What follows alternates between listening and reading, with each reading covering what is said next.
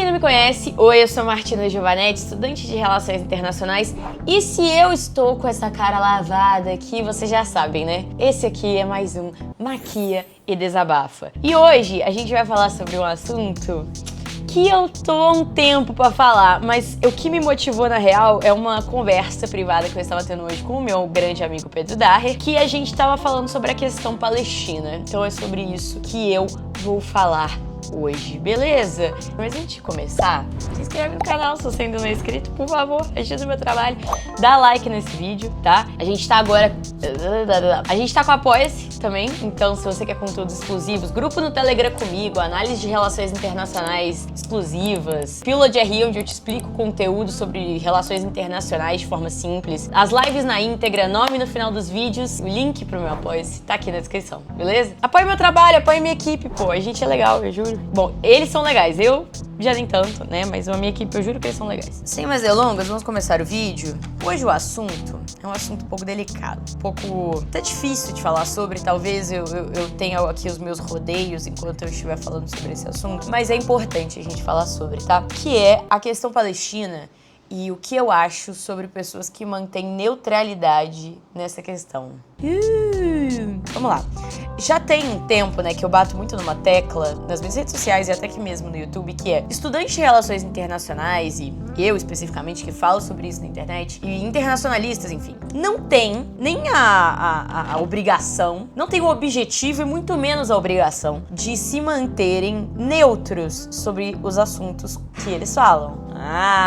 Isso é uma coisa que às vezes eu sou criticada por fazer. Tipo, eu sou criticada por fazer uma crítica a determinada coisa ou deixar a minha opinião sobre determinada coisa clara, como se eu tivesse que manter neutralidade sobre todos os assuntos que eu falo e que eu explico, enfim. E aí eu até falei, né, no meu último Maquia Desabafa, falei sobre como eu me envolvi numa micro treta com jornalistas, porque eu falei que estudante de relações internacionais não tem que se manter neutro, isso é coisa de jornalista. E muito jornalista, tipo, me mandou mensagem, tipo, então, a gente também não tem que se manter neutro, até porque neutralidade nesse caso não existe. E de fato, nem no jornalismo a neutralidade existe, né? Nos últimos anos, né, a gente tem enfrentado aí alguns conflitos e eles foram tratados de forma muito distinta, né? Quando a gente teve aí a eclosão, né, do conflito entre Rússia e Ucrânia, a gente viu toda a mídia criar aquela narrativa que eu falei pra vocês no outro Maquia Desabafa, né, sobre a construção de países bonzinhos e países vilões, da Rússia como um grande vilão do sistema internacional e da Ucrânia como uma grande vítima, né? E falou-se muito sobre as vítimas ucranianas, falou-se muito sobre toda essa questão da guerra e sobre todos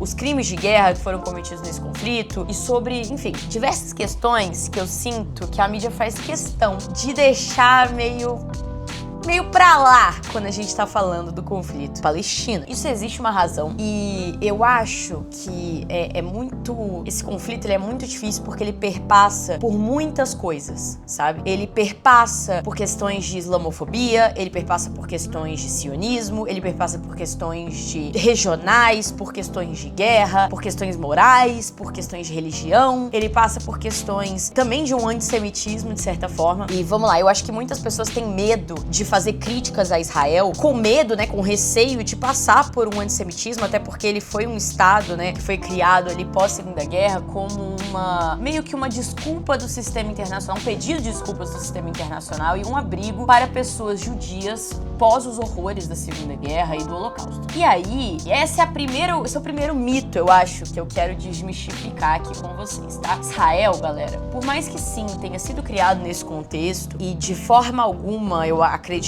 né, que a visão do judaísmo e da comunidade judaica deva ser demonizada nesse contexto, né?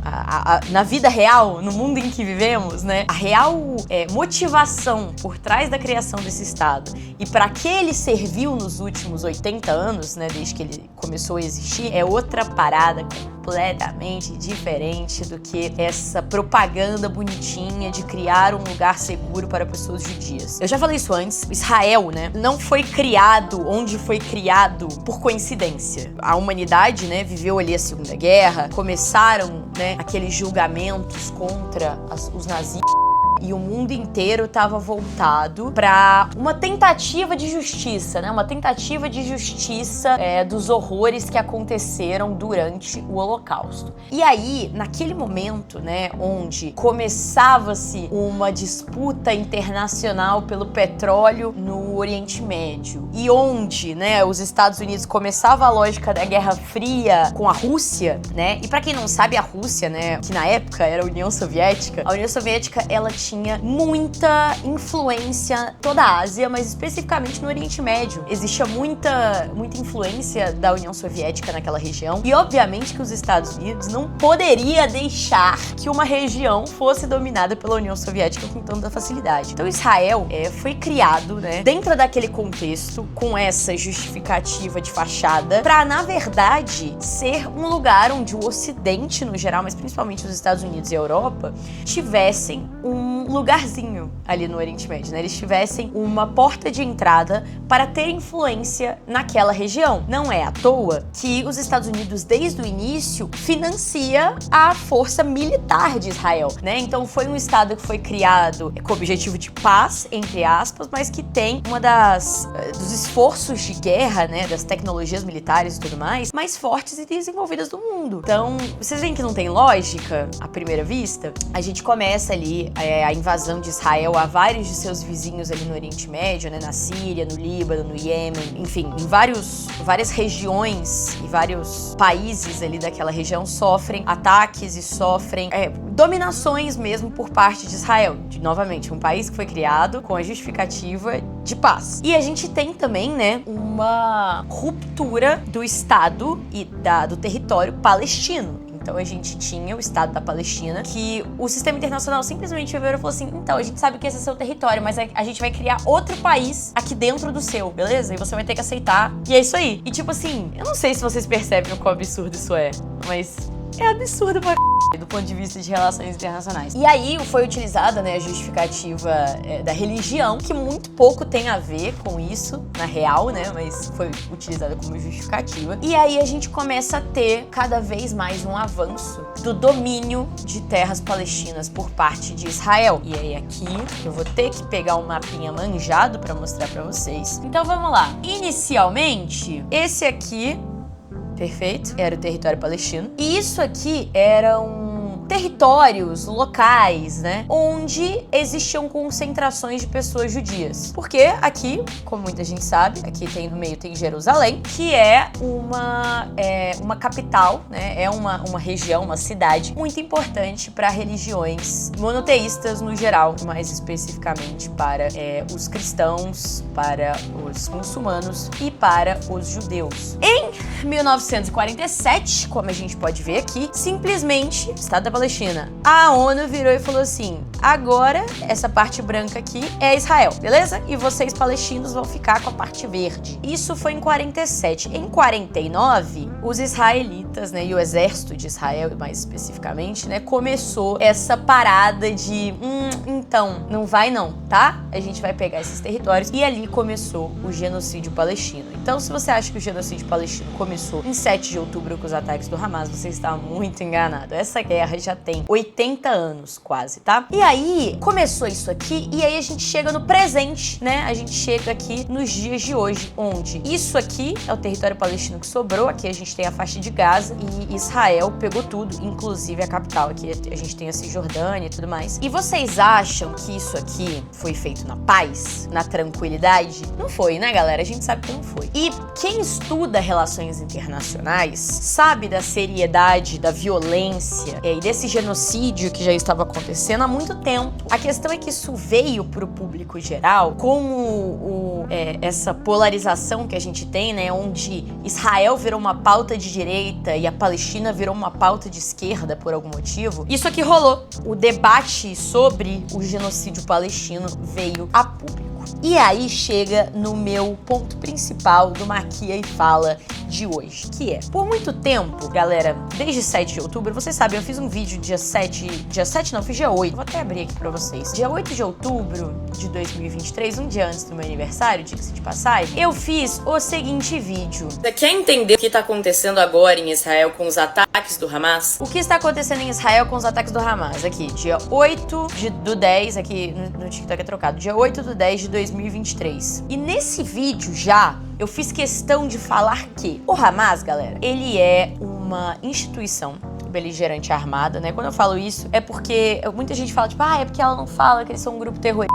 Grupo terrorista pra quem, né? Também tem essa questão, porque o Hamas, ele é eleito pelo povo da faixa de Gaza como governo oficial. Então o Hamas, ele é mais do que um grupo terrorista, ele é uma organização política, ele é uma organização beligerante. E o Hamas, ele foi criado mais ou menos nessa época aqui, cadê? Aqui, ó. Nessa época que isso aqui começou a rolar, o Hamas foi criado como um grupo de resistência palestina. Então, um grupo para resistir às ocupações israelenses que estavam matando palestinos. E aí eles tiveram que pegar em arma, né? Porque os caras estavam pegando em armas contra eles e foram taxados como um grupo terrorista pelos Estados Unidos. E eles realizam ataques terroristas, tá? Isso é importante falar. A questão aqui esse grupo ele surgiu como uma forma de responder a esses ataques armados e ao genocídio palestino que já acontece há 80 anos. Beleza.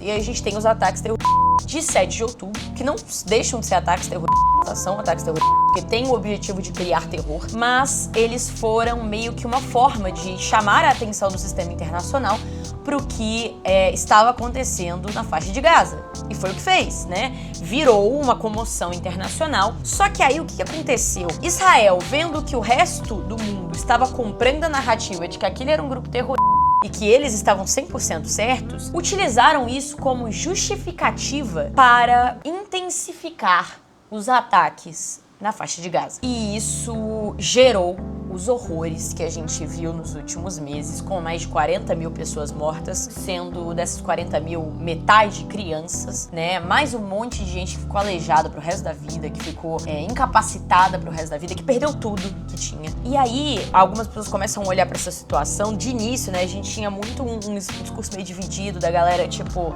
mas é autodefesa, eles estão se defendendo, eles estão respondendo. Só que aí, muitos crimes de guerra e 40 mil mortos depois, eu acho que não tem mais muito como a gente manter esse discurso, né, de autodefesa. E aqui, gente, eu não tô falando com gente burra, não, tá? Tem muita gente burra que continua com esse discurso e vai continuar pra sempre, porque pra eles realmente é justificável 40 mil mortos, né? Não estou falando pra essas pessoas, estou falando pra gente igual a gente, assim, que tem empatia humana e que começou a olhar pra essa coisa e, tipo, eu já sabia, mas porque eu estudo RI, mas muita gente começou a olhar pra essa coisa e falou assim, peraí, eu como uma pessoa empática, com senso crítico e que consegue pensar sozinha, eu tô vendo que essa parada tá passando dos limites. Começou-se, né, a ter uma criação de responsabilidade até mesmo do sistema internacional, né? O Macron falou sobre isso, falou que o Netanyahu tava passando os limites, o Lula falou sobre isso, o líder da União Europeia, a Assembleia Geral da ONU, todo mundo chegou à conclusão de que o cara tava passando os limites. Continua aí uns bolsominions querem continuar com a narrativa de que Israel continua se